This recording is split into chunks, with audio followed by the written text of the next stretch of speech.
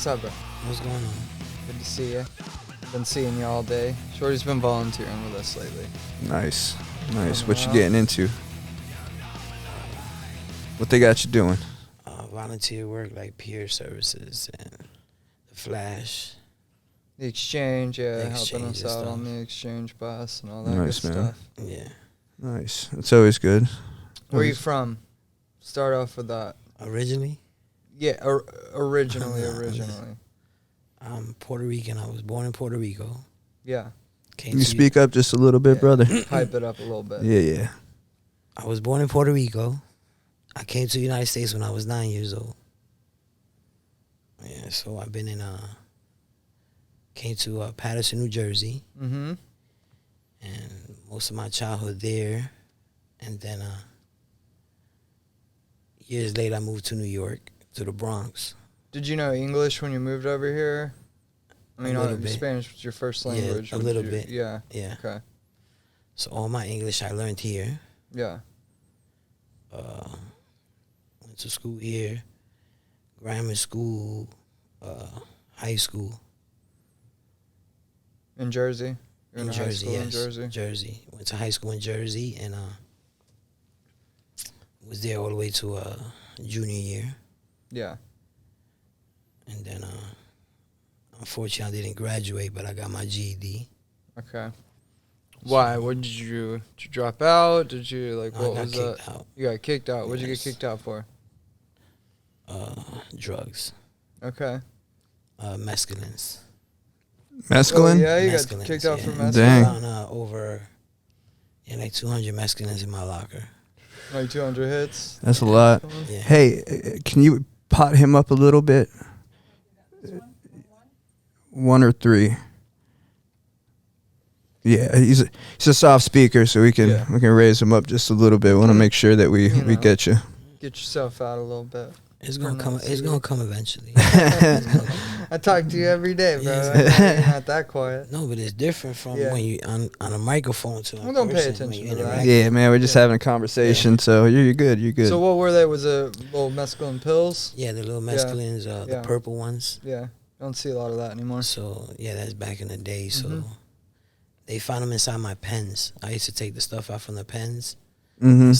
the pens, like if they was just regular pens, and they found them in there. True. Were you selling them, using them, I both? was both selling them and using them. They banned me from the high school, and then they put out, I guess, a memo, whatever, to the other high schools, and they couldn't take me into other high schools. Oh, that's fucked up, yeah, dude. So like, So what'd you do? So I just didn't go to school. just no couldn't more. go to school anymore. I just couldn't go. And then I tried the vocational school, but apparently, I got in a situation. I got in trouble. Got caught selling drugs, so I went to jail. Selling same shit or Yeah, mescalines and marijuana yeah. back in the days, and So what like era, like what year around was like you getting kicked out of high school? Because I mean nowadays in I the feel 80s, like early 80s. 80s. I feel like you get kicked out of high school for like selling drugs. You go to like where I went to high school. There was something called the Give Center, which is like Right. there's always the fucking highly stigmatized school for bad kids in every Yeah. community Mhm. now. Where Yeah, there's like a high school with playgrounds. I remember driving by a high school with a playground when I was a kid, being like, "What? Why is there a playground in the high school?" And my Yeah, mom dude, was yeah. like, "Well, some of the students have children, yeah. so for Yeah. whatever." But there wasn't anything like that when you were. Now the only thing they had available at that time was vocational school, which they call Sage. Mhm. And I tried to get in. So, I went for maybe like 2 or 3 months, and then I ended up getting incarcerated for drugs again. Yeah. And I did some time, got out, back to the same drawing board, hanging out with the kids and smoking weed, doing mescalines, Mm-hmm. which we also call tabs. in Jersey. Gel tabs. Yeah, Mhm. gel tabs, and then we had the Bart Simpson. Were they sheets. actually gel tabs, or were Yeah. they the mescaline gel tabs? They look like little Yeah. nerds. You know the nerds of candy. Mhm. It looks just like that. Yeah. And then it graduated to the acid sheets. Mm-hmm. You know, they had the cartoons on them, Bart Simpson, Yeah, and all that type of stuff. Mhm. Yeah, that was my thing in high school. So what did you start off with? Weed, or like what was your first like intro? My with first drugs, intro was and what alcohol yeah. in the house. You know, my uncles. I grew up with my grandparents, so they have 13 kids. My mom is the youngest, but at the time my mom was in active addiction. So my grandparents raised me, and then so I was the only child being raised, the youngest one out of all my grandparents' kids. So my uncles and them, they be drinking, my aunt. Mm-hmm. So when they leave the beer cans there, when they wasn't looking, I grab it. You know, take a couple swigs. And also too, my grandmother, she smoked Winston's. So when she leave them half half clip, Yeah. I'll take them. Shorty smoking shorties. Yeah, exactly. You know what I mean? That's nice. I like Nice. that. But yeah, that's what I was. You know, I mean, since I was young, I don't know. I guess just picked up a lot of things that I seen from my uncles and aunts and stuff. Yeah. So you know, I was always curious of things. So It's pretty normalized, like in your family Yeah, and I all mean- that. Yeah. Were they? It was just like strictly booze with most of the like your family that you were around. they did booze, and then later on, I'm not actually like know the years, but I know that you know it was alcohol, and then apparently I seen like my aunts and them do sniff something. I kind of find out later on it was cocaine. Mm-hmm. Yeah.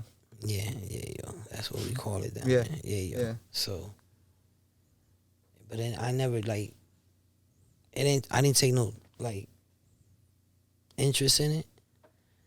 But as the years went by, you know, I did the joints, rolling the joints and selling them for $1 on the corner with the older guys, because for some apparent reason, all the older guys was like real friendly with me.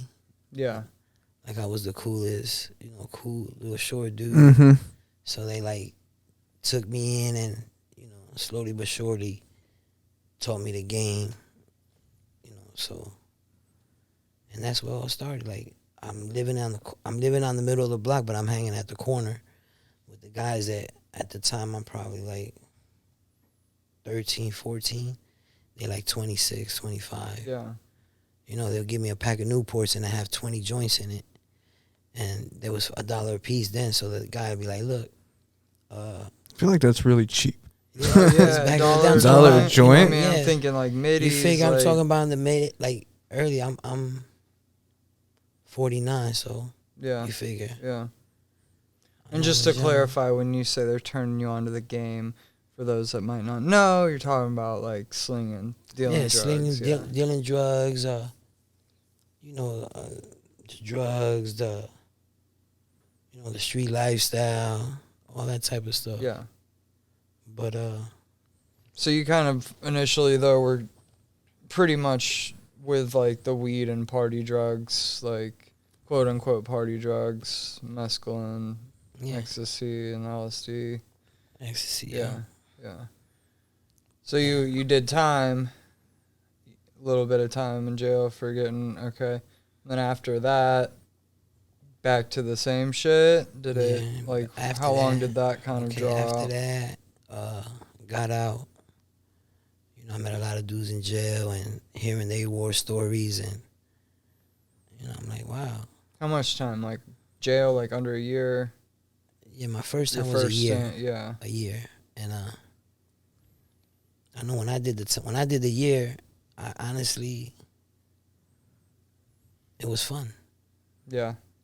It actually was fun. You know, like it was my first experience, so it was like, okay, I'm young, you know, energetic. I'm in there. I know a lot of people from the street, and it's like,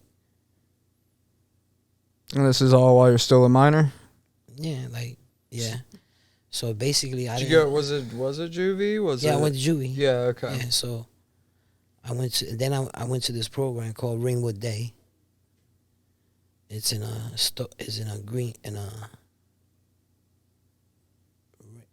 Ridgewood somewhere.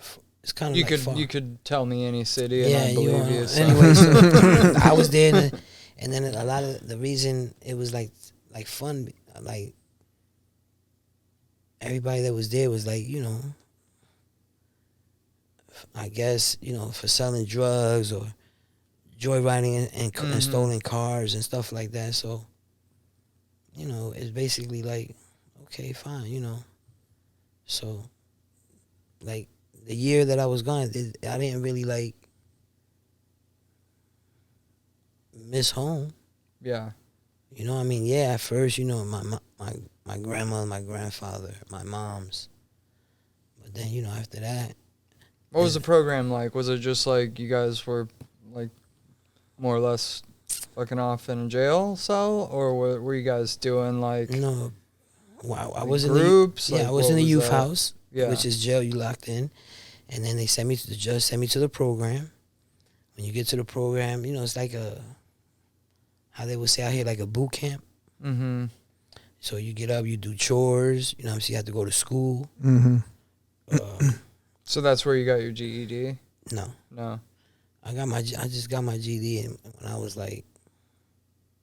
Oh, true. Much 30 later. something, much later.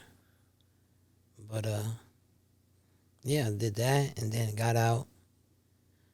So now, I met a lot of kids in jail. Yeah, you get connected with some of them on the outside. Get connected, so I'm curious. This dude telling me how he used to sell powder cocaine and, and stuff like that. And when I started hanging on the streets, crack cocaine was already out on the street. Mm-hmm. You know what I mean? Because I didn't sell it at the time, but my mom was using it. Yeah. Okay. I mean, my mom was substance abuse. So did she start smoking like before you got locked up initially, or was that like something you came home to? So she was doing crack for a while. She was, but at the time I didn't I had really like no knowledge of it that she was doing it. So you found out like what's what when you were in there. Yes. That's got to be interesting, like being around that, but like going away to somewhere where you kind of end up like gaining a new context for a lot of these things, and then going back into, in a lot of ways, the same life you were in, but now like you're maybe like your eyes are more open to like what's going on because like what you now have knowledge of. Yeah, because when I was in there and I, got talking to the other guys, and like they used to tell me certain things, and I would go back and think and like, oh wow, you know what? Wow, this, and then like this how I found out that my uncles was after sniffing powder cocaine. Mm-hmm. So I come to learn about it when I was in the program. So when I come out, and now I'm looking at them like, you know what I mean? So it was like a weekend thing for them though. So the weekend would come and I just be like observing them. Mm-hmm. Yeah. You know what I mean? Because I'm in the house and I help my grandmother out a lot, my grandpa. And my uncles, they like, oh, Shorty, go get this, or Shorty, go get that, go to the store. Okay, so I do that. My household, they always drank alcohol. Holidays, especially holidays and all that. Always drank. And but now when I seen that my uncles, they started going in and out the bathroom. And I know you're not going in there to take a piss 7-8 times in like not even half an hour. You understand what I'm saying? So, okay. So now they used to discipline me a lot, and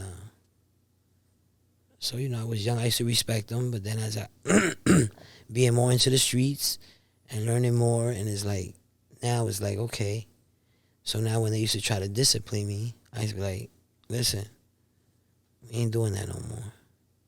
And I come from a family where You got to. It's 13 kids. Mm-hmm. You know what I'm saying? And each and every one of them disciplined me. I was young. My uncles, my aunts, I got whooped for anything. Yeah. You know what I mean? Even if I look like they tell me to do something, I be like, all right, I'm not doing it right now, but I'll do it. What? I was always getting punished, grounded. Right. So you was like, am I following in that like your kind of perception was that like I'm seeing y'all do this shit that like I kind of like see as not being the right thing, and y'all are gonna try to discipline me. I'm not really gonna have that. Yeah. Right. So now it's like, now it's like, y'all discipline me, y'all telling me to do things right, but here y'all go, y'all doing this and doing that. Were you seeing any consequences or like negative consequences or things that happened as a result of their use? Like, were you seeing any of that come into light?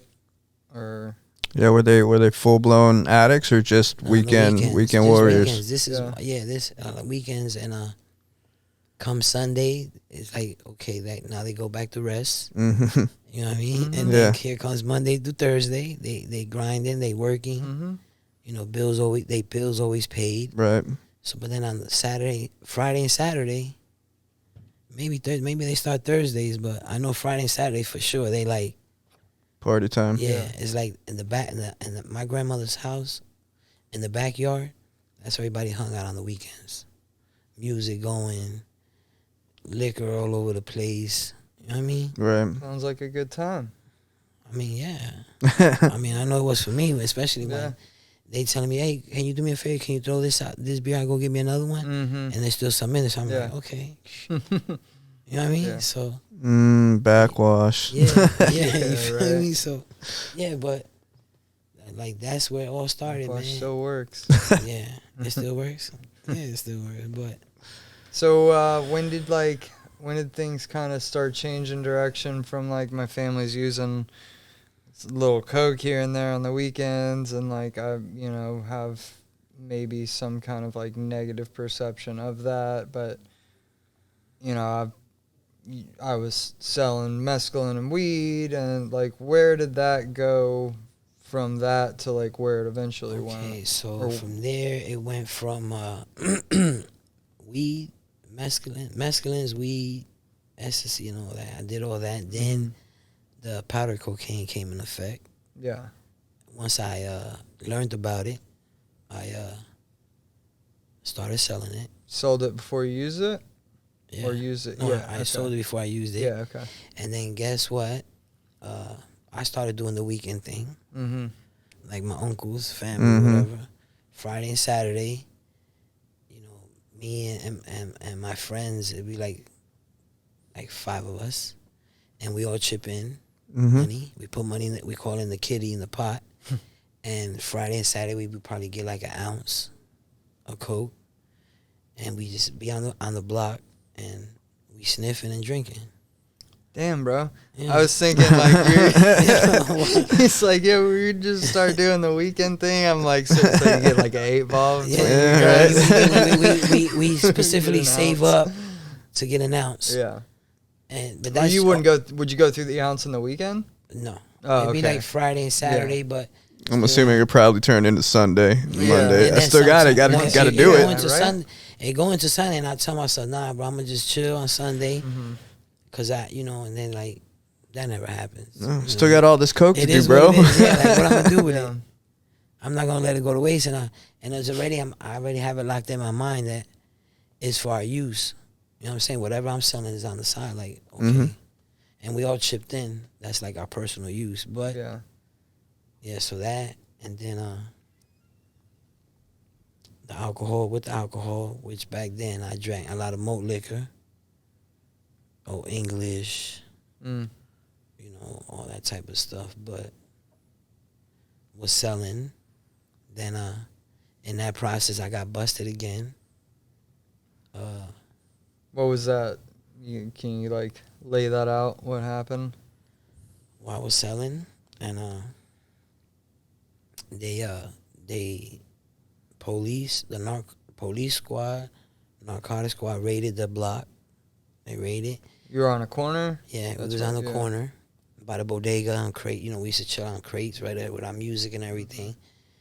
And when we made sales, we went around the house and made the sales because I know when I was around doing that, there was no cameras around. Mm-hmm. You know what I mean? Like, honestly, so. No, downtown Lake Worth. Yeah. So. There's cameras everywhere in downtown Lake Yeah. Worth. You don't know, folks. Everywhere. Don't be stupid. But at least suspect they had cameras. They have them, bro, out Yeah. here. So that led to I got busted. But what I was upset was because they found 2 ounces of coke bagged up in 20s, and because I look at it, well, they told me that because I had the most money on me and the most jewelry, they said it was mine. Mm. You know what I mean? So that's logical, see there, right? Shorty? you see what I'm saying? Yeah. So if you're gonna be a good drug dealer, you can't be all flashy. You gotta be you know, like, you're right. I mean, you're absolutely right. And not that you should be a drug dealer, Yeah. but no, well, you know, but, I you mean, know, but if it's you're all gonna do it, relative. yeah. do it right. You're gonna, you know? yeah. Exactly. If you're gonna do it, man, just do like an average pair of sweatsuit, no jewelry, no nothing. Have some slides. You know, Drive a stuff like that. Corolla. You know, Yeah. don't soup it up. Yeah, with drive a Corolla. problems, yeah. No, even that, because I had Corollas back in the day, so you might have had Pinto Yeah. or something like that. Yeah, so, but yeah, so I got locked up. They gave me a possession with intent to distribute of 1,000 feet. That's when that 1,000 feet came in. That's they'll hit you with that. Yeah, I had a so- buddy that got hit with 1,000 feet from the church, 1,000 feet What? from the Yeah. school. Like I Yeah, think do they do 1,000 that? feet from a public park because he was all in like this area where, I mean, in certain areas of certain places, like you're at any given place 1,000 feet from one or Right. a handful of those places. Yeah. So Yeah, that but really upped ain't it. I mean, I don't like daycare center and Yeah. I can understand the school because that's how they first started. 1,000 feet of a public school Mm-hmm. or regular school, but now I see daycare centers. What was it? What was that? Church. Churches. Yeah. I'm like, what? Churches? Mm-hmm. Yeah, now they got all that, but Just a way to beef up your charge, you know. Yep, exactly. yeah. So I got that, and my bail was like, what was it? 70,000. Set at. So you would have had to post up 7. You had to post up, 70,000 with no 10%, so 7,000. Yeah. You know what I mean? But I knew a couple Bell's bondsmen, so my peoples, they bailed me out. So I was fighting the case, not fighting it, but trying to get the least plea possible. So they ended up giving me 2 years, 24 months. That was my first experience doing state time as an adult. This when I first turned 18. I turned 18 in December, and like March I already caught a drug charge. So you go to prison like a few months out of 18. Yes. What was that like? Like, because prison's a different place than jail, and prison's a different place than like juvie or a juvie program. Did you already have an idea of like the rules, the culture of it? Like, or were you coming into it not having, you know what I mean? Like, were the people that you running with like on the streets, like, did they kind of ever give you an idea of like what that was like, or did you have to learn that like from there? Because I mean, I don't know how it is in Jersey, but like I know Atlanta prisons and like California prisons, and there's different rules in those places. right? It's different rules all over. But, Yeah. you know what I mean. And when I went into the jail, cause I was there maybe like 4 days I think, and I bonded out. But when I got there, and I went through the process, I was like, wow, like, you know, they make you shower and they give you the crab shampoo and all this and all that, and I'm like, what the, you know what I mean? And all this, you got to squat and cough and all this. I'm like, oh. But, you know, I was young, so I'm making it a joke out of it. Like, okay, you know what I mean? And then at the time, be honest, I thought it was like a, not saying cool thing, but, you know, usually like when you got locked up around my neighborhood and you post bond and this and that, they like damn, no, You got this cred guy, now. yeah, this guy got Yeah. busted with such amount of drugs and money, and he's out on bond, and this he was making money, and this, and I'm like, dude, I wasn't making nothing. Yeah. What's wrong with y'all? But yeah, but it was an experience because now I got to really like see it for myself, like how everybody's like separate. Mm-hmm. You know what I mean? And like you got the Spanish people over here, the blacks over here, the whites over here. Right. You know, Woods all type of people. Yeah. Like, and then it's like everybody's separated. You know, Did they you cool. have to like click up? Did you have to? Nah, I ain't click up because first, like I knew a lot of people just coming up from like grammar school, high school, and a lot of neighborhoods. So I see them in there, like, oh, what's up? What's going on? So you know, it's like, but my buddies that I know, they was like, yo, you know, we don't, you know, you could chill with them and like talk to them, but certain things you just gotta, Yeah. you know what I mean? You have rules like you couldn't Yeah. sit at the same like table or couldn't like eat with other. Yeah. It gets interesting. I got more though. Like when Yeah. I made it to the big house, which I call the feds, but Yeah, I want to hear a couple of stories about that. yeah, if no, you I got got you. I any. got you Yeah. definitely. But yeah, man, it was like I got out. I was out on bond for like a year. I think a year. Like a year. And I ended up getting 2 years. Like I told y'all, my first actual bid. I went down to state prison, which is called Annandale.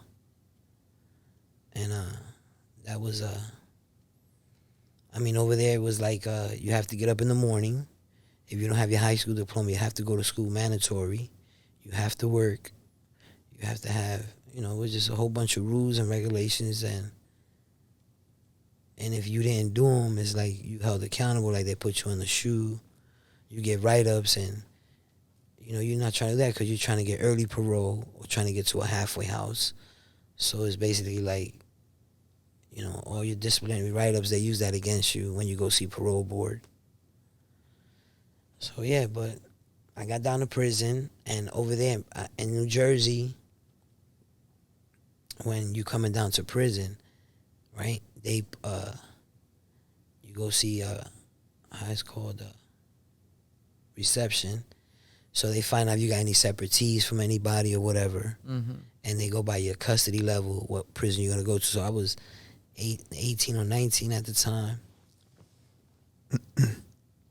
Yeah, something like that. And certain people know you coming to that jail, to that prison already, without you even being there at first. So when I got down there, it was like, yeah, bro, we knew you was coming down here anyway. You know what I'm saying? So it's a lot of guys that I grew up with. Yeah. They was like in prison doing time. So it was like I felt a little bit uncomfortable, you know, because I gotta get used to this, adapt to the situation, my atmosphere. But that didn't take long, you know what I mean? So I guess just gelling and really had no worries. So I did that. Got out.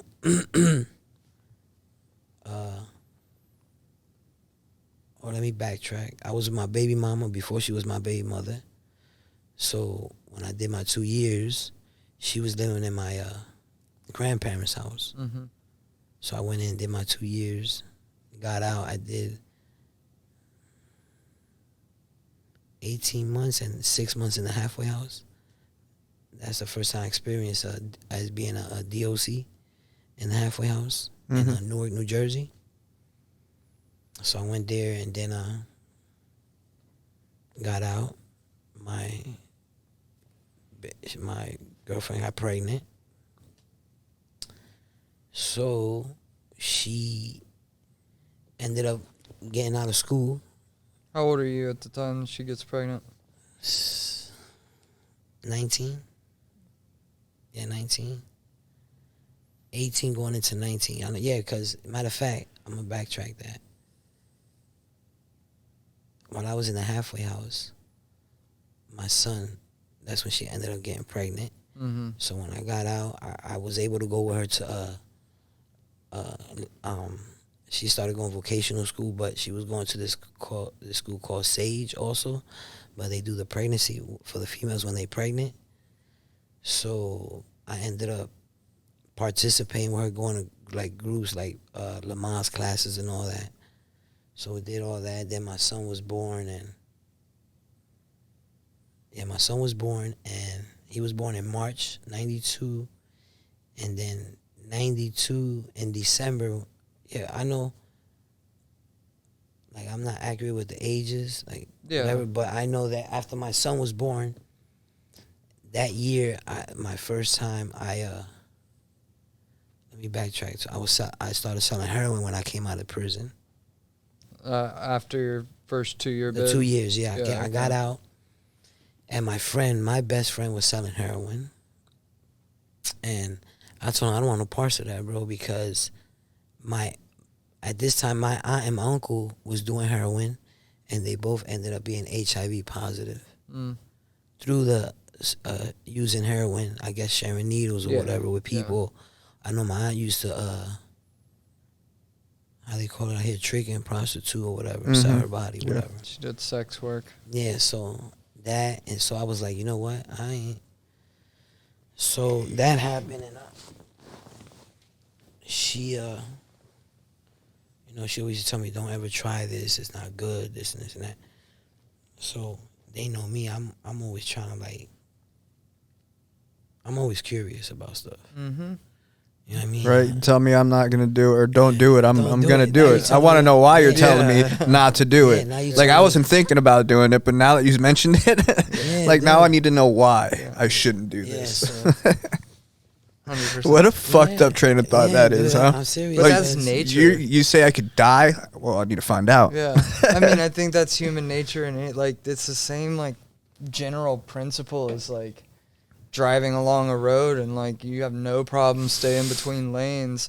Then cones come on the side of the lane. They're not in your lane, but all of a sudden you're fucking drifting over. Like, you're constantly fighting it because you know not to hit those cones. Yeah. Like, once it's there, it becomes like a, I don't know, see that as the same kind of idea as, like, when somebody, like, you're driving it into their head, like, no matter what, don't use, and, like, that's don't push that red button. Right. Why not? Don't push that red button. Why not? What's gonna happen if I'm not touching it? I'm not touching it. Not doing this.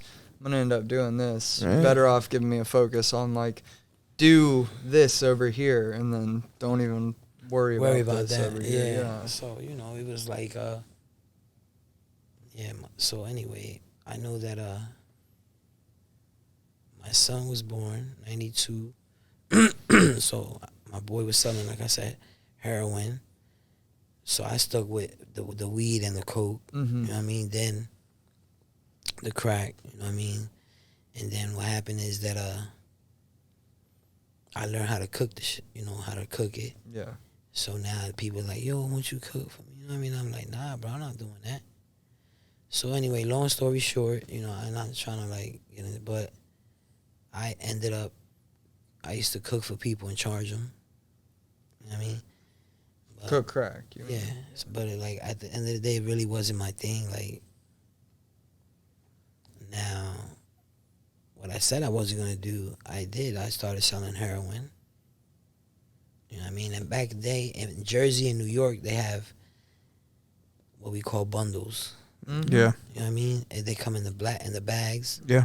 Stand bags. Yeah, little wax, glassine bags. So at that time, I was in Patterson, New Jersey. I used to go cop in New York. In the Bronx, on Brooks and Willis, across the basketball court. And I used to go there. And I remember every time I went in that building, they would check us. And you got guys standing out with guns and everything. Like, it was a 24/7 spot. A building. Some shit you'd see in the movies. Yeah, like New Jack City and stuff. Yeah. That's how it really was. Like, so when I used to see these dudes, I used to be like, man, and they'd be like, yo, you good? And I'm like, yeah, bro. All right, you gotta turn it. So they check us, bro, like, for real. And then when we go inside the building, you go in an apartment. They open the door. They got these metal sticks that they put down on the floor to the door, so if the police come and kick it in, they ain't gonna budge. So I go in there. They don't have nothing in there but a scale and a table, a couple chairs and sofas. You know what I mean? So they're like, oh, hold up.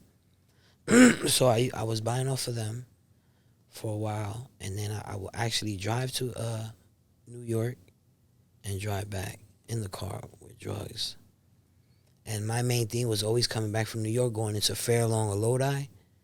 They just stop you for anything. Yeah.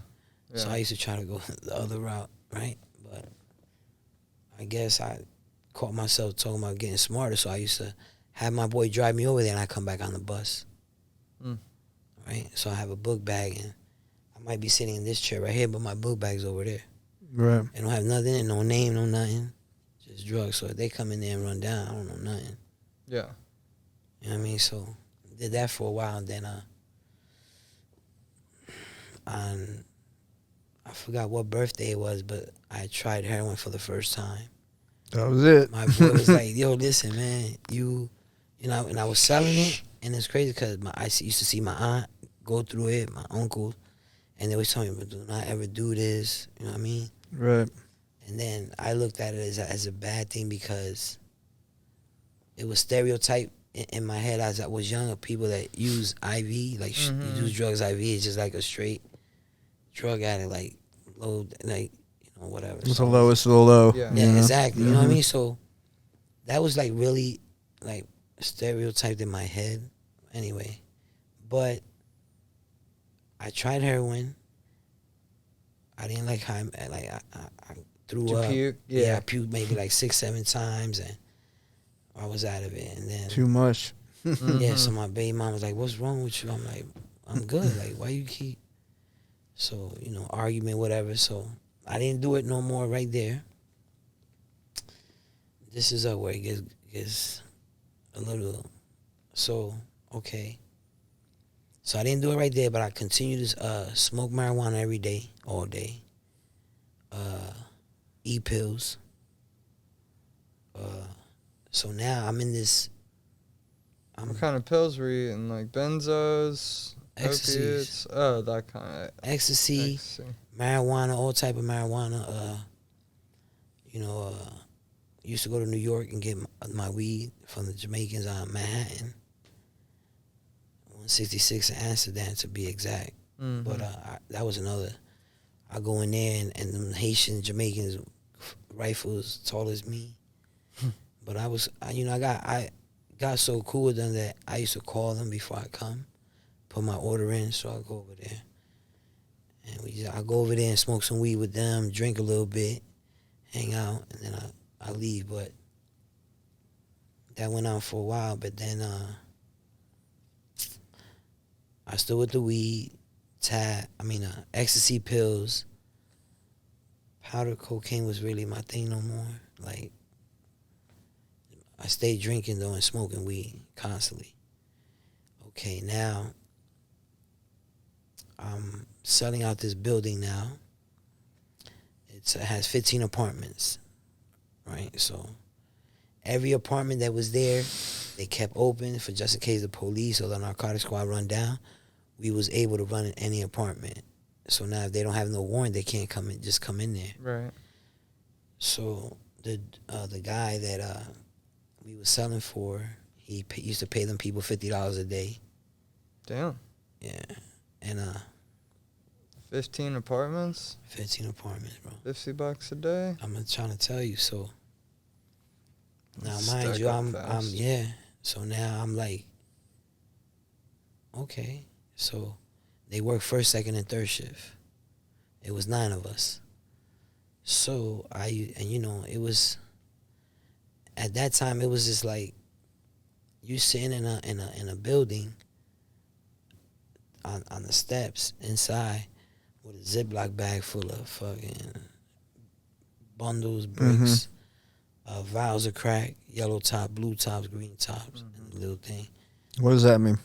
It's these little glass things, Mm-hmm. and every top is different color, like green top.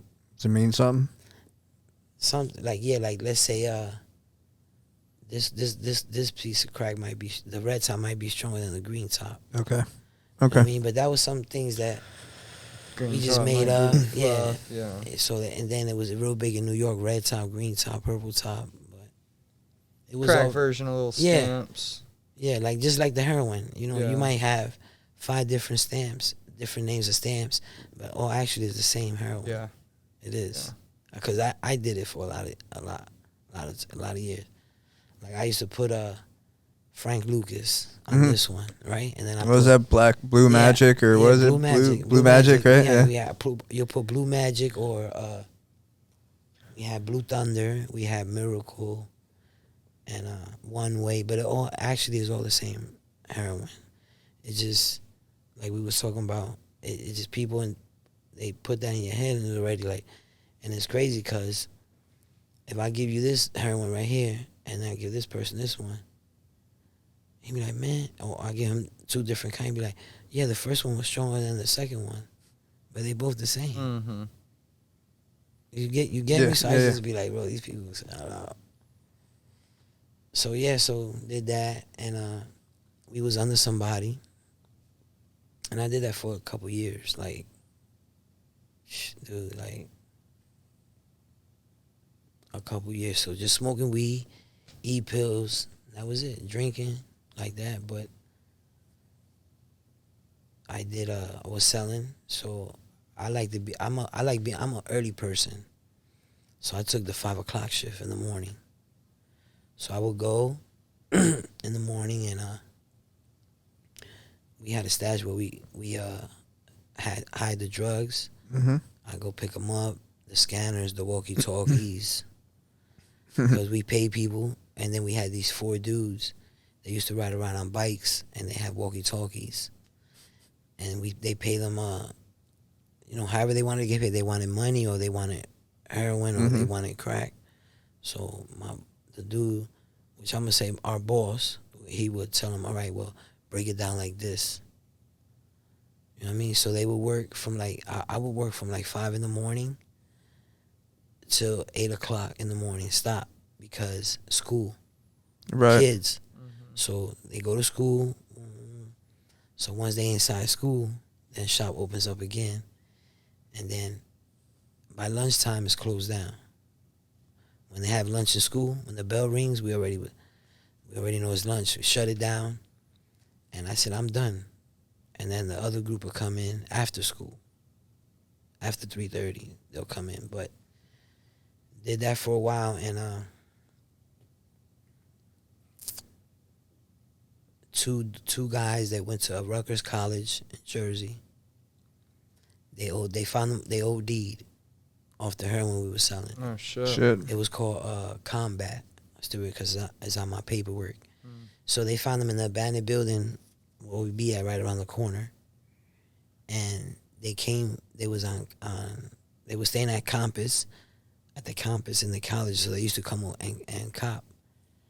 So they found them in the building, OD'd. They was there for 2 days.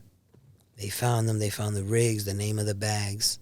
Oh, man. You know what I'm saying? So they So what happened is they looking at the nearest place where they sell heroin. So our place, they sell heroin. And to this day, I don't know how they did it, but they end up putting up cameras in the light bowls. The street lights, the inside the bowl, inside they put cameras there. How'd you find out that they did that? After I seen the videos, when they already... Were the street lights out? We used to shoot them out all the time. Yeah. And we already know when PSG come or anybody come that's trying to fix something around, we already know that's that's undercover. Right. But I don't know how they did it. I know that they end up putting up cameras. They have 5 cameras all over that we didn't even know about. So anyway, that went on for 20 months. Damn. Cameras. Building the case. So now it went from they recording us on camera, standing on the porches, playing music, smoking weed, partying out there. And eventually they started they got each and every one of us on making sales to the federal agents. It was federal. So we was selling to them, dude, for 19 months. They had our phones tapped, which back then I had the Nextel. Oh man, I miss Nextel. Yeah, I used to love Nextel, man. Beep. Yeah, I loved it. I loved it. Like, so we need to bring that back. So yeah, they had our phones taps. Video. They had confidential informants that they used to send to cop from us. They was wired. You know, I'm young at that time. I'm not just gonna like, oh, you wired or you police, like. You can't. These is if people you're that, corner dealing, you can't do that. You can't. This is people that you deal with every day. Yeah. So like, let's say I know you, I know also I know you, and y'all bring customers to us. It's like I'm not gonna, Apparently, if you're with them, I know that they're good. Right. Cause I've been dealing with y'all since we've been in grammar school. Right. You know what I mean? Yeah. So little did we know that the 3 people that was confidential informants. They was bringing the federal agents with them to cop. You know. So they probably got busted themselves. And yeah. Of course. Up, So yeah. I don't think anybody just goes up to the feds and be like, "Hey, I want to be a snitch." They got in trouble. Sign me up. Yeah, dude, they got in trouble doing some stuff. I know that. But what's crazy, it gets bigger than that because one of the guys that was in our group, right? He went to New York and he had to pick up a package. So when he's coming back, they got him, right? Now look what these feds do. They took pictures of all the drugs, right? They tested some of them, right? And whatever deal he worked out with them, they gave him back. They told him, we need you to continue on with your trip. They gave him the drugs back, right? But now they took pictures of everything. Pictures of him, fingerprints, everything, whatever statements he said, and they continued with the drugs. Where he delivered that, they took pictures, everything recorded. So yeah, that right there, that was a big bust right there, but we never knew about it until we ended up getting locked up. So that was going on for 19 months, right? In the process of that happening, I got busted again. From the narcotic squad. So now I get caught with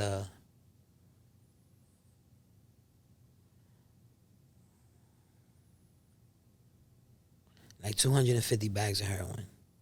Little, you know what I mean? Little joints. This is while that investigation is going on. I never knew the investigation was going on. Right. Until later on. So you got there's a federal case pending on you that you don't know about, and then you got caught with 25 grams. So they hadn't busted you for the federal case yet or anything. So as they're watching you get arrested. Yeah, okay, arrested. Just wanted to clarify. Yeah, I get arrested. So I end up getting locked up, and I bailed out, and they kept offering me 8 years to mandatory do 4, right?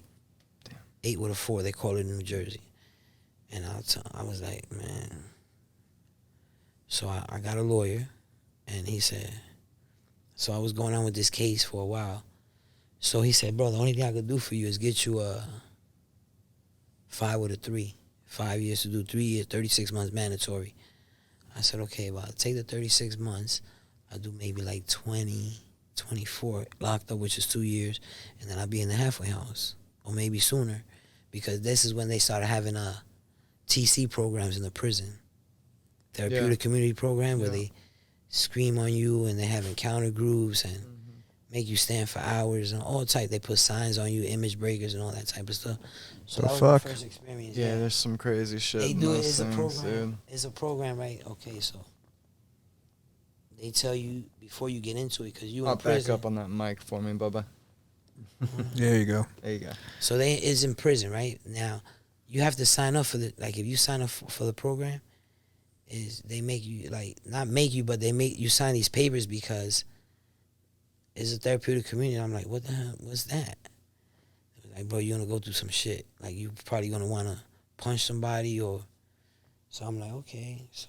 Damn, is that what it's like? I mean, I hear therapeutic community. I'm thinking they're out there talking to horses and shit. You know, the TC model is very it's confrontational. It's Yeah. break you down type shit. It's Yeah, like that- some of the stuff It's we like talked they about break- with yeah, like It doesn't sound therapeutic at all. Dude, they break. yeah. It's It's like- based on yeah. something that's had no evidence to back it up since it's Yeah, sounds like Inception. punishment. It is. I mean, that's No, what it is. It's like something like let me see, how can I say? Okay, it's like technically they say to break you down and build you back Yeah, up. they forget the build You know back what I mean? up part.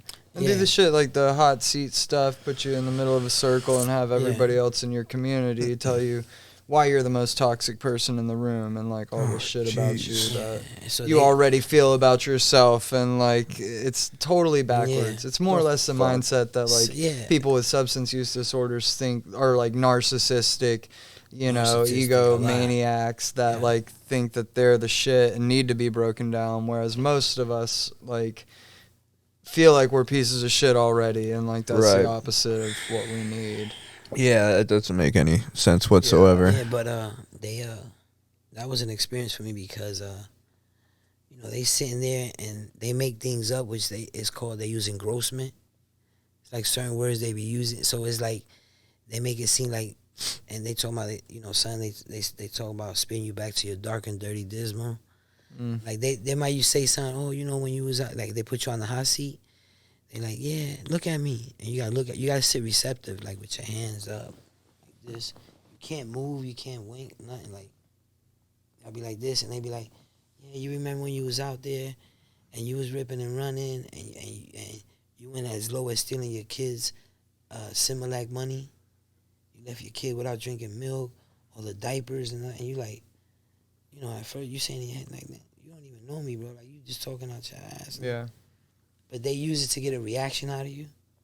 You know what I mean? Now, once you learn, like I say this now because I learned through it. Like at first, I was like, man, this ain't for me. You know, how you gonna tell me what you telling me that I did, I never did. You know what I mean? But it took me a while to get the picture of it. But Do you think it helped you at all? yeah, I mean, it Really? helped me as far as like when like if people say something to you that if it's not true, just wave it off. Like usually I catch an attitude or feel some type of way. Right. You know, especially if you don't know me, how are you gonna just sit there and say, oh, that I was out there selling my kids Similac or his diapers? You know what I mean? Like, okay, I'm not saying that you can't scoop to that level. You know what I mean? Because I done been down. But it doesn't sound like it helped you in the way that it was intended. Kind of sounds like it helped you in the way that like my bitch of a 7th grade teacher, Miss Giles, helped me. I mean, yeah. As opposed to being Yeah, like I mean- super sensitive and Yeah, I hurt when guess. teachers would yell at me. Hopefully after she's Miss not watching Giles- this oh right God, now. Miss Giles, I hope Yeah. you're watching. Oh, dude, he's sick. Look at me now. Look at me now. No, but like as opposed to like, cause I was a sensitive kid, and like when teachers would get You on was to me, sensitive? yeah, bro. Oh. Yeah, when teachers would get on to me like 5th grade, you know, like when I was young, like it would really like bug me. After Miss Giles, though, like I think I just remember didn't you give a telling me shit. this story, She yeah. hardened me up to that kind of Yeah. like it stopped bothering you when somebody would tell you about something that you Yeah. did but you I didn't mean, really do, you know. But that's not really Yeah. like progress in terms Right, of you're like pretty treating the, you know, the Yeah, I guess. I mean, yeah, Stuff. but you know, it's like, but I went through some stuff in there because, you know, and let's just say, in prison you're supposed to put up this image and stuff. You know what I mean? Like, this was something that I fed into when I was young. Like when you're in prison, you're supposed to act a certain type of way. mm-hmm. But you know, little did I know that that's not. But like as far as like you said, like as far as people talking, like it taught me like, you know what, like, whatever. Yeah. You know what I mean? But Right. it took a while. But yeah, I did that, and you So know, how long of a stint was that, and then how long did you end up having to do for the federal case? okay, so I did I went to prison. I did exactly 19 months incarcerated. So I ended up going to this prison called Southwood State Prison. They had just opened up, and they had the program there. So when I went to see I guess the unit team they have, their reception or whatever, they was like, look, man, we're gonna recommend TC, man, because we see you have an extensive drug problem, and you know you've been in and out of jail just for drugs. Mm-hmm. So therefore, we see it maybe want to look to it, see if it's an issue or problem. You know, I'm like, all right, whatever. And I'm just thinking, honestly, is he gonna get me out of prison earlier? Mm-hmm. You know what I mean? So Right. I don't care if I have to do that to manipulate the system to get back. Okay, I'll do it. Yeah. So how much time did you end up getting? 3 years. 3 years. And Okay. that's Instead of the 8 with a 4, So you did the 5 with the 3? 5 with a But 3. while you were in there, did that federal case catch up to you? Yeah. All right, so I get to the halfway house in Newark, New Jersey, right, as a map. So I get there, and you have to do certain phases before you go out to work. So I did the 30-day, orientation. You stay there, do whatever. Went to the second phase, and you're eligible to work. So I'm in Newark, New Jersey, and I'm working in Perth Amboy in an installation company. So I'm working there, and I'm in the program in the MAPS in Newark, which is TC2 Mm-hmm. as well. Like, yeah, you will have to walk on the street with a sign, big sign, or even a diaper. Yeah, you can go fuck yourself. Yo, You know what I'm saying? Like, nah. dude, you know what's wearing I'm not a diaper, doing that. dude? A grown man wearing a Yeah, I'm not diaper? doing that. Mm-mm. No. Like, what kind of shit? Demeaning. Whoever they- comes yeah, up with or they that will- just like is a sick ass. Yeah, person. dude. Or they would take a string and tie a big pacifier on you. Like, yeah, Jesus that was that serious. Yeah, nope. So it's like they like, man, it's either this or you go back. You know, they always threatening you. That's Or how it's either that or fucking go back to people who jail. use drugs are treated, dude. Yeah, Like, it's- I mean that's that's like such ridiculous. an extreme version of it. Yeah. But Do they still like, do that shit to this day? I know. I don't know like what individual programs and treatment centers do. I know that in 2010, I had a friend when I was at Georgia Southern who ended up like he just went down fast with the blues, the oxys, and he ended up going to a treatment center like in South Georgia, and they did have TC? him. I don't know if it was a therapeutic community. It was some type of like that modality treatment center. I just know that.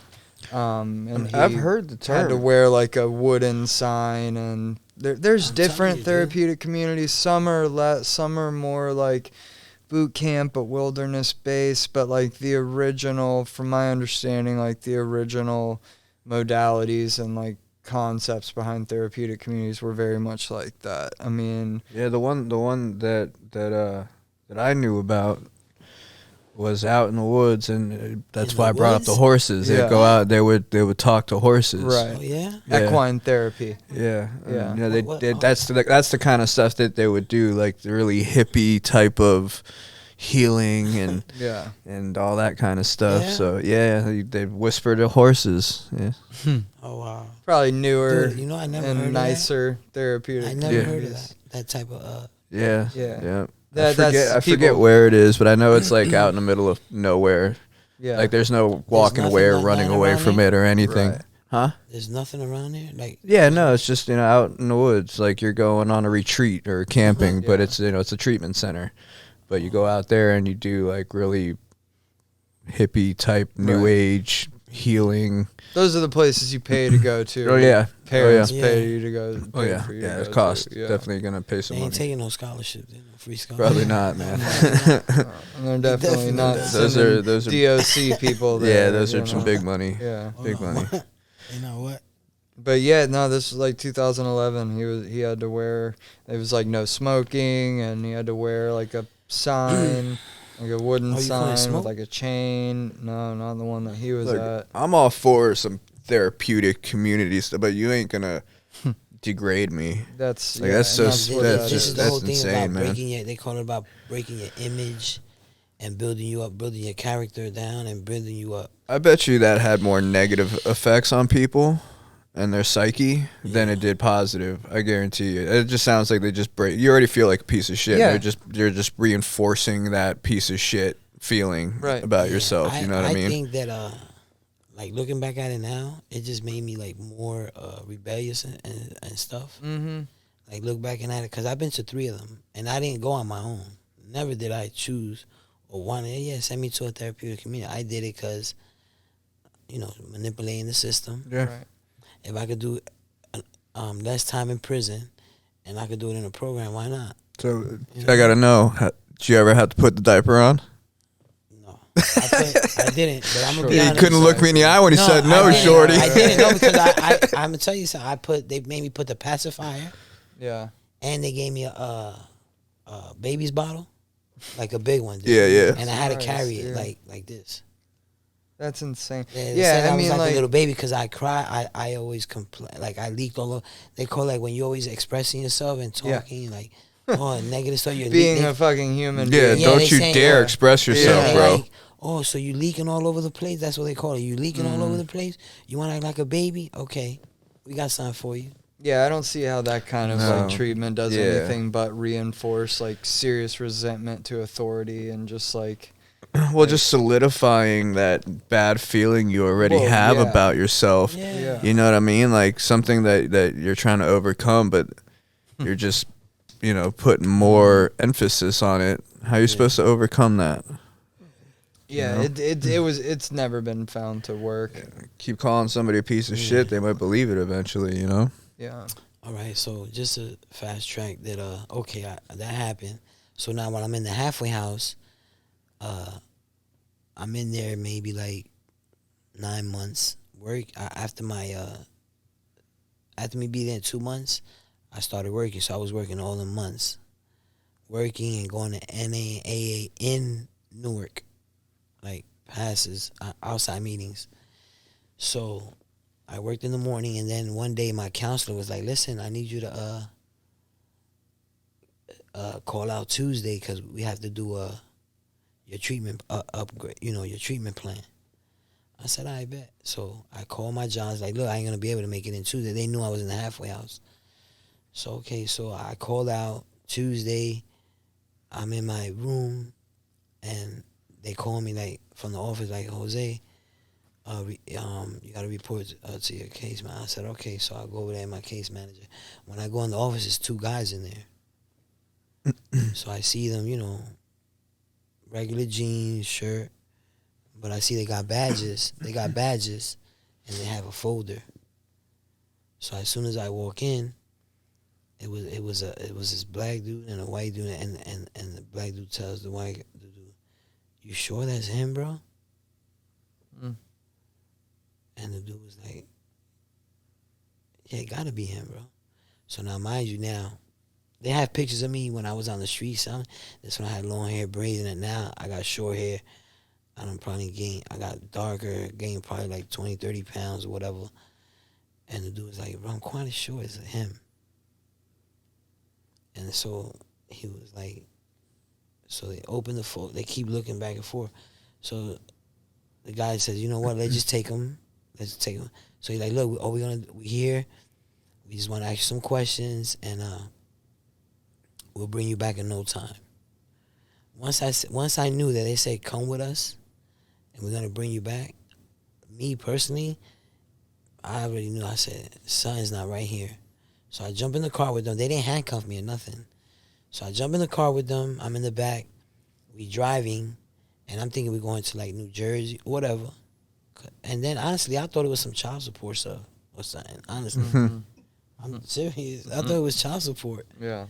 Cause I don't recall having no charges open or nothing. So I'm like, all right, what is this? BS. So as we driving, they go into the Newark Federal Building. So I said, hold up. So they turn in the building, and they have a way when they go in, they go down. Mm-hmm. And when they went in, shit closed, and like, "Yeah, just come with us." When I went with them, we went in. They said, "Oh yeah, we just need to take your fingerprints and your pictures of all your tattoos and all this and all that." And I'm like, "Bro, what's going on?" Like, there's we asked you a couple questions. So they took my fingerprints, took pictures of all my tattoos and everything. So now they tell me to wait in this bullpen, but they don't close the door or nothing. So I'm not thinking, okay, can't be. So I waited maybe like an hour. Like, "Come on, Jose." So I went with them. when I was walking with them, and when we entered this room, it was a big long table. It was like 7 federal agents. Damn. Right. So I was like, oh, how you doing? They call me my street name. What's up, fat boy? That's what they used to call me. So I'm looking at them like, what? So okay, so I sat down, and they all right there. So I'm right here. They like, yeah, are you familiar with 185 Jackson Street in Patterson? I'm like, no. Yeah, right. Are you familiar? Are you familiar with they started naming all the guys' names. I'm like, I don't even know them. Okay, are you familiar with heroin? I said, no, I don't even do heroin. Never did it. I never dealt with it. Okay. So then you know how you got good cop and bad cop? Mm-hmm. Oh, we got one of those. They laughing and joking. Oh yeah, we knew he was gonna be like that. And I said, what do you mean? They was like, man, listen. Here in the, how they say, the U.S. Marshals, the feds, we have a system. It's called help yourself first, right? Yeah. And I'm like, well, I know what it is. I'm just acting like dumb, like ignorant. Mm-hmm. I was like, well, what is that? Well, it's basically you here, and you in some deep shit. You not playing with no little. You in the big boy league right now.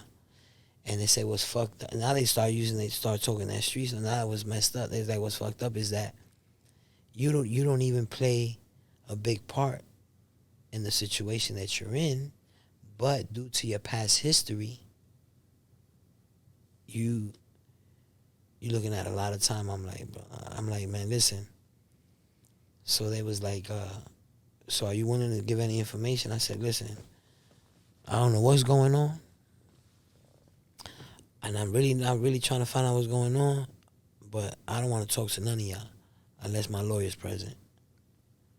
So like, oh, okay. Remember, we try to offer you to get help. They wanted me to snitch. Yeah, get the fuck out of here. Tell everything. Yeah. And by me doing that, they was telling me that what they was going to do in return is the time that I was doing for the state, which was the 5 with a 3, they was going to run it concurrent with my state time, right? So I'm like, I don't even want to hear that, like, you know what I mean? And my lawyer knew not to come with me with no stuff like that. But so once I caught it's called a secret indictment. So I never made it back to the halfway house. They took me straight into lockup. I think it's safe to say that was a plan from the get-go. Yeah, when your case manager or whatever told you dude, you need to call out Tuesday, they already had it all ready to go. Yeah, it was BS, man. And feds don't make one move until they already know. Yep. Like they got the case. Yep. They radius is like 85%, 90%. No, higher than that. Well, yeah, plenty higher, dude. bro. Like San Diego County's conviction rate, not even like just fucking their county is like 94, 95%, which just is shows you how fucked up the system is. Because there's obviously people in there that are innocent as hell that are doing hell of time. Like 94, 95%. That implies that like every cop is on his P's and Q's and honest as hell, and like they're all like there's no mistakes made. Oh yeah, and that's insane. But it's all just a game. Like they don't. That's the thing of our system is defense attorneys and prosecutors. If a prosecutor starts on a case, like even if they're confronted with different information, a lot of times they don't budge. Right. Yeah. So that went on.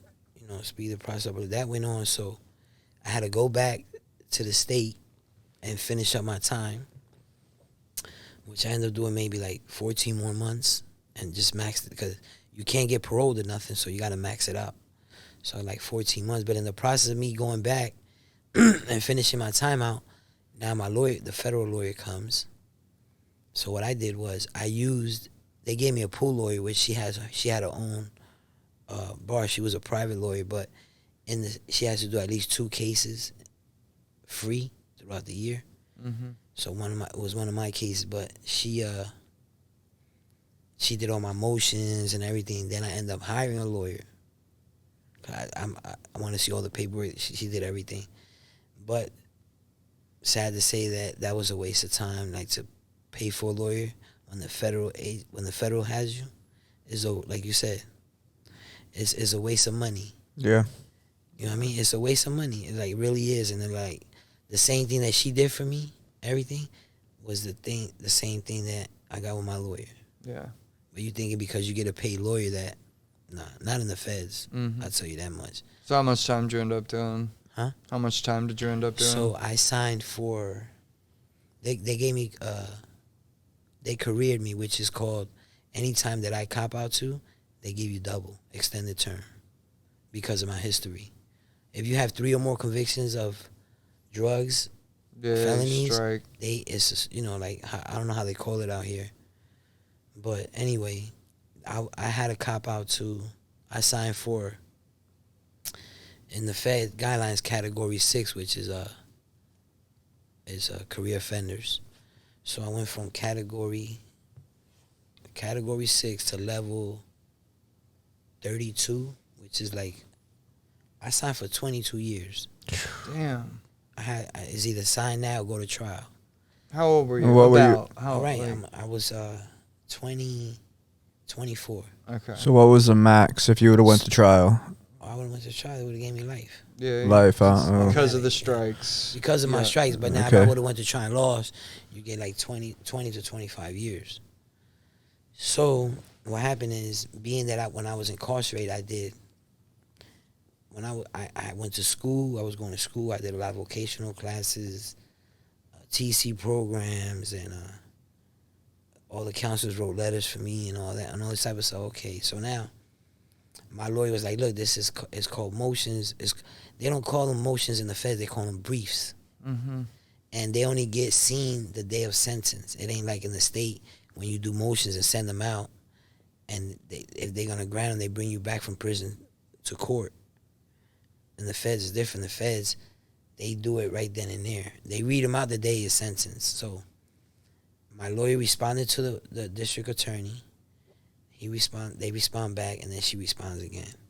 So she put in, she used my history, from my mom being a substance abuse user, my family, and what they do is they send an investigator out, the Feds, and they talk to your family, like, well, how was your experience, how was your childhood upbringing, and all this and all that. So my grandmother talked to them for me. My mom talked to them as well. She was starting to get clean.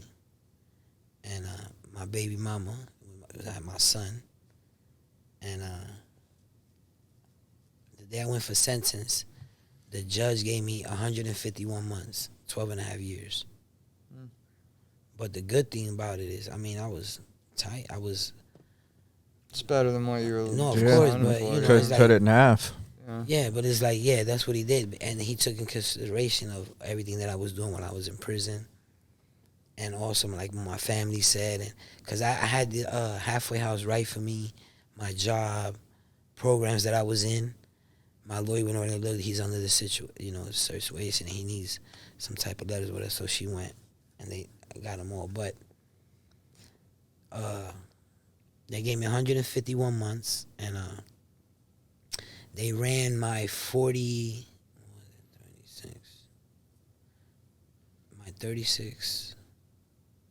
Yeah, my 48 months that I did, they ran it concurrent with the 151. So that was like, took off almost 4 years. 4 years. So I was like, wow, bad.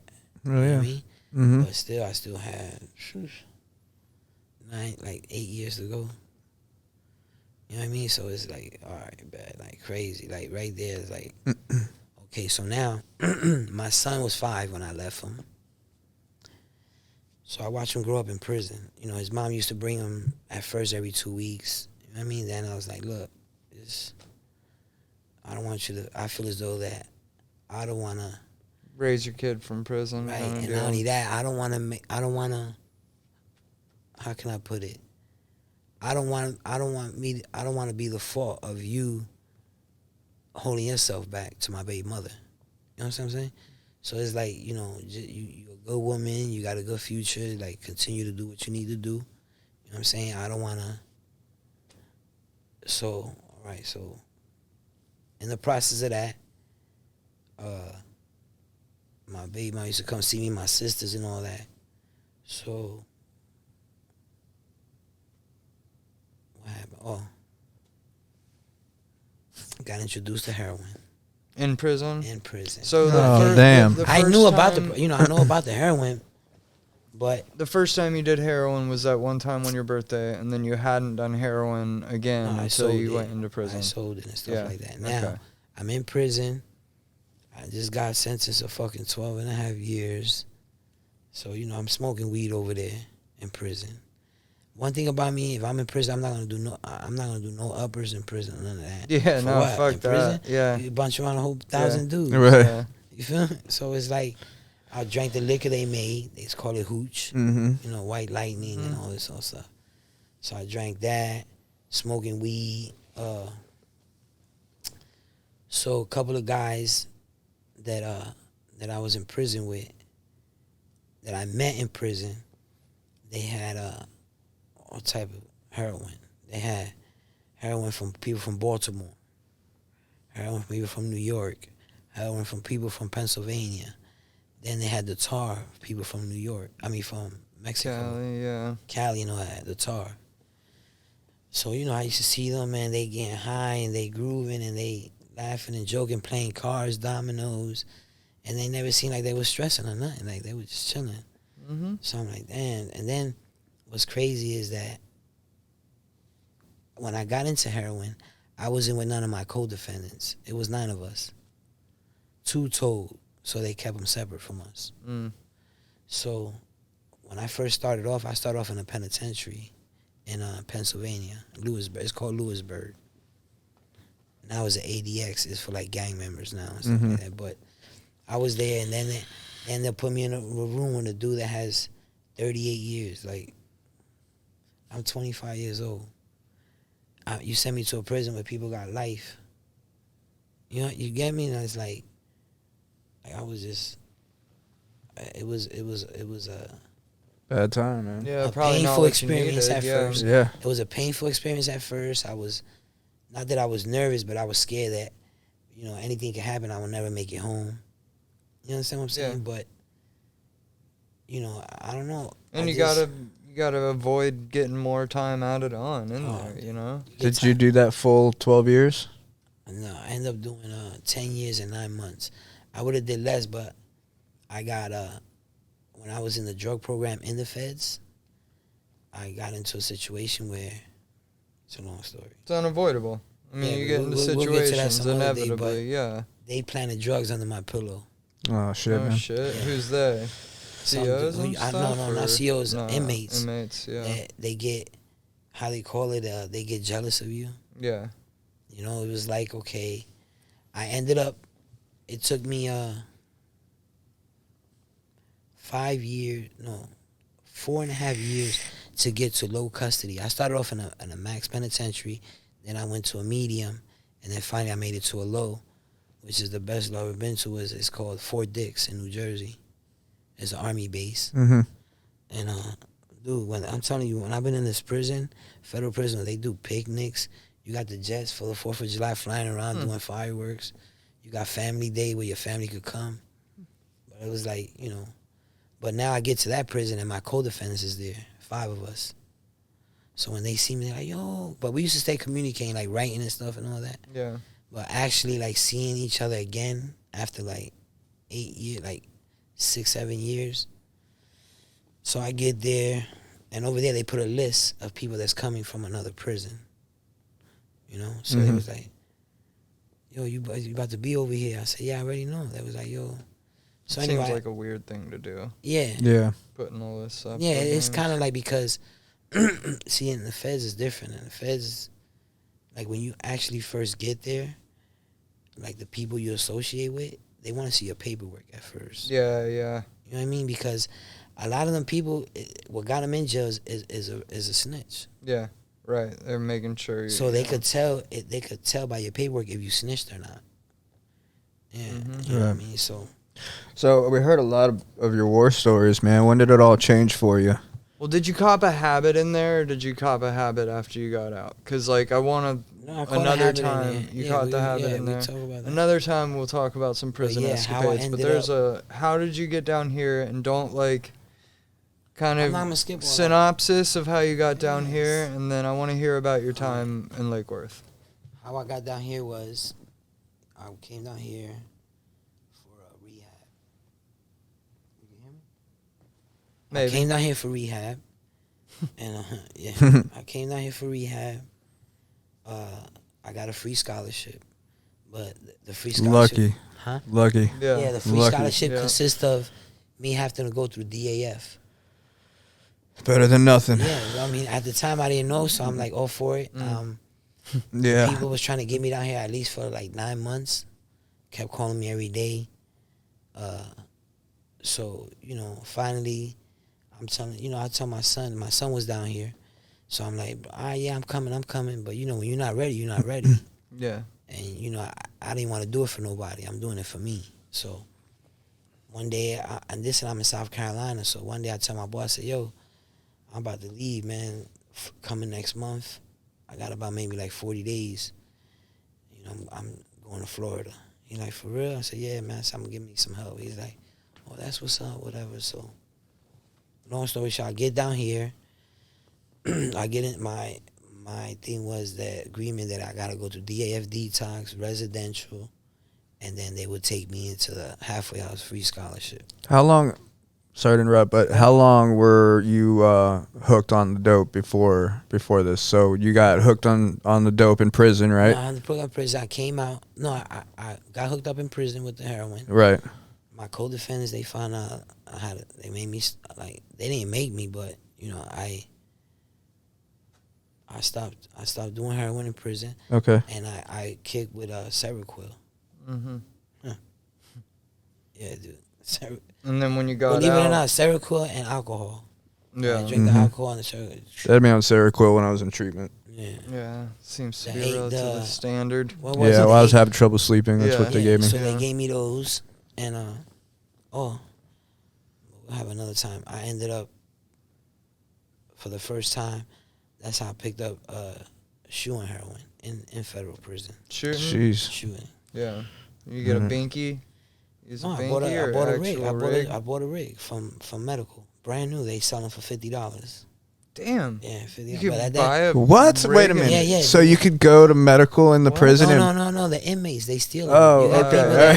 Yeah. Were you thinking the same thing? I was like, fuck. Never heard of a rig. Hey, nurse, give me some rigs, man. That's the case. On commissary. Yeah, right. Say that. If anything, they sell them on commissary. Nah, but yeah, that right there was like, I just changes shit. Yeah. I mean, like, my habit changed when I started. Yeah. I mean, and it was just fell in love with it. Yeah. As much as I said I would never do it, and I despise it, out of nowhere, I just said one day I was just like telling my boy, like, yo, I think the sniffing shit ain't doing nothing for me no more. Yeah, it's kind of how it went for me, man. Like, everybody, I was still snorting pills, you know what I mean? Everybody around me was starting to shoot dope. That's when Dilaudid was kind of creeping in because the price of Roxy's shot through the roof. So really the only way to do Dilaudid is you have to boot it. You snort it. It's like, yeah. So I got curious. First thing I ever shot was blues. Yeah. And so I'm like, I want to know what the big deal is. I'm going to try this one time. I just want to know why you guys are so hype about this. And I did it once and I'm like, yes. Yeah. I'm never going to snort a pill again. I did the same thing. I was going to try it one time. My buddy helped me out. Fixed me up with like half a blue. Yeah. So I was sniffing like one at a time. Mm-hmm. And then like the next day, I was like, that was gonna be one time. Next day, I like hit him up and I'm like, hey, I wanna do a whole one, but just this time. And then like he fixed me then, and then like a couple hours later, I figured out how to do it myself. Yeah. And it was So that's another thing, but So how soon after you got out of prison did you go back to it? Because you kicked in prison. How soon after you got out? Oh no, when I came out, I didn't. I went to the federal halfway house. I got out. I ain't jump back into heroin. I mean, marijuana, alcohol, yeah, but heroin, I didn't jump in back until maybe like 4 or 5 years later. Oh, okay. You know what I mean? Selling it, and then end up me and this chick. You know what I mean? And it was all over with. It was like, yeah. You know what I mean? And then she's like, yo, and I'm like, bro, listen, I'm not messing with that. And she's like, whatever. One thing led to another. I start dipping and dabbing. I'm sniffing. Yeah. You know what I mean? I'm sniffing. And so how long did that go on until that you came down here? Yeah, it lasted. I got down here. I've been down here 5 years. Yeah, but before you came down, like how many years were you using between them? 2. Okay. Like 2 so you years. use 2 years. You come down here. You go through DAF, detox residential. You go to treatment center. I go to treatment. I'm there in treatment 22 months. And I was going through some shit in there. It had 82 people, co-ed. Mm-hmm. So they had me volunteering. I was like the oldest person there, and the most that had clean time there because people was in there under certain people that they take Xanax, medical marijuana, Subutex, Suboxone. So I was there. I came from DAF. I did 17 days in detox in DAF and 120 days residential. So when I get there, my son is there, right? So I'm there, was there 22 months, whatever, speed the process. I was there 22 months. I was about to get hired there, and shit just, 2 chicks ended up getting pregnant, and it was over with. By you? Yeah. So it's how, like, right on. They had a, yeah. So I ended up, they was telling me. How many little shorties running around? Yeah, bro? but no.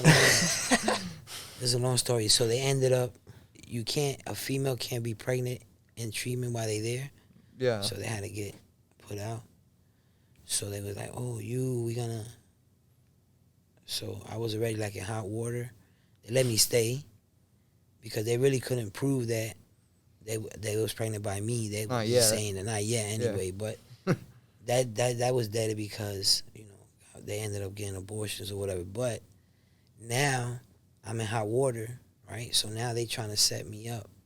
And I know this. They were sending me texts, yo, you got caps? And I'm like, and I'm showing my counselor, my case manager, and the security dude, which his name is AJ, you probably know him. TJ, you probably know him. And I'm like, bro, why people acting like I sell drugs, bro? So I didn't know that the dude that runs the security was sending this dude to text me and come to my room and be like, yo, what's up, man? I need some caps to see if I fall into it. Yeah. And I didn't, bro. And they was just like, bro, so now are you there 22 months, your free scholarship? They like, I don't know. They're like, yo. And then my son was there. So my son was like, look, if y'all kick my dad out, I'm gone. And they was getting his insurance. They ain't gonna let that go. This treatment center got shut down. No. Like a couple I also years know ago. the one I'm talking about. Yeah. So, they ended up kicking me out. I come out of nowhere at 12 at night, like, Shorty, you gotta go. They putting you out. And I'm like, bro, it's 12 midnight? I said, bro, it's about 12:30 at night. What the F I'm gonna go? Oh, you gotta go. You can't stay. So I was gonna make a big commotion out of it. I was like, all right, whatever, man. And then I just, it really like dawned on me because I got kicked out 3 days before my son's birthday, March 12th. And my kid's mom we paid for her to come down. Mm-hmm. So now it's like, bro, why y'all just don't wait till all this happens? Because we planned a birthday party, a picnic and everything in the halfway house for my son. But how old was your son about to turn? He was, wouldn't happen to be 26, would it? Yeah, no, but he had an extension. He got the extension. He His was 26. insurance was gonna keep going. Yeah, she paid for a year more. Yeah. Oh, okay. But they ended up kicking me out. He ended up leaving too. So Yeah. he's like, all right, y'all want to kick me out? All right, fine. Y'all won't get no more of this insurance money. So I ended up. I went to the hotel that night. The what is it right there on Clematis and City Place? I don't know. It doesn't matter. It don't matter anyway. So I go there. My son was like, yo, Dad, I'm about to leave the halfway house, bro. I said, don't do because they kicked me out. You know what I'm saying? Just do what you need to do. I'm going to find my way. So I moved in with the guy that runs their medication for the treatment. And he took me in. Got me a job. I got a job at JFK Hospital, whatever. Was living with him. So I was living with him living with him, working at JFK. And then slowly but surely back into the game. I met a lot of people at JFK Hospital. They smoked a lot of crack at work. So you know what I did? JFK South? Yeah, the one right here at Congress, Lake Worth. People that are working at JFK South smoking crack? Of course, that's like fantastic. janitorial, custodial. Yeah. Oh man, I'm thinking like nurses and okay. I'm like, yeah, don't ever go there. Nah. So I did that for a minute. Now they start asking me, yo, can you get caps? And I'm like, yeah, I can get them. So one thing led to another. I got them, serving them, and then I'm like, oh, this can't be that bad. Like, you know, I'm backing up and I take a little bump. That'll be it. And then, forget about it. One thing led to another back. So now I leave the place where I was staying at, which I made him my sponsor. I left. I got me a room in Lake Worth. This how I got introduced. I was working in Lake Worth, but I wasn't hanging out there. So I moved to C and 3rd in Lake Worth. Yeah. As a rooming house. So I'm paying $150 a week. That's probably about when I met you. Yeah, that time. So I'm there. I'm working at JFK. I'm there maybe like 10 months. I get laid off. I got some money put up, whatever, so I'm paying my rent, and I'm still meeting some of the dudes that work at JFK, you know, serving them and stuff like that. So what happens, one day, I go to the park, I go cop some weight, and police stops me for jaywalking. This is my first charge ever in Florida, jaywalking. Yeah. So I see he's coming, so I'm like, I see him making the U-turn. So now I got like 30-something pieces of crack on me and like 7 grams of heroin. And I'm like, dude, this dude is coming. So as I'm walking, I see him making the U-turn. So I take the heroin, I throw it, and I'm trying to take all the crack out, right? So I ended up getting busted with like 10 pieces and all my money, but they didn't keep my money, whatever. So I get locked up. I get out the next day, SOR, right? They call my baby mama. Oh, do you know Jose Gonzalez? Yeah, that's my kid's father. Does he live at this address? Yeah, okay, fine. So they release me out SOR. I'm on SOR. I'm laid off. Now my rent is like, you know what I mean? Yeah. So I started hustling again, and I started dipping and dabbing. Like always, I met this chick, and guess what? Started smoking. It's my first experience, dude. With Common denominator in your stories. Yeah, dude. I'm trying to tell you so. For Shorty, bro. Yeah, so I started smoking, and I got called back for my job. I went back, and it was over with. Went back to my job. I didn't want to work no more because I'm smoking, I'm selling. It was just a hassle now. And then I just got out of jail, recent, right? Just got out of jail now. And when I got out, like always, it was drugs put in my hand, money and everything. I said, you know what? I ain't with that. Something like the place where I got locked up at, and then when I went over there, I was like, it's like 18 days clean, 20 days clean, something like that.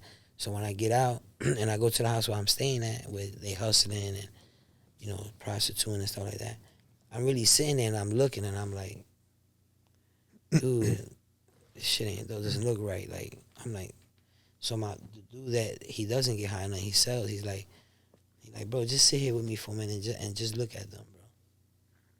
And I'm looking, he's like, bro, look at you right now. You straight. Like, you ain't even drink no alcohol, nothing. And just look at them. And I'm like, I said, man, I can't do this, man. So I had drugs on me. I get that shit out. And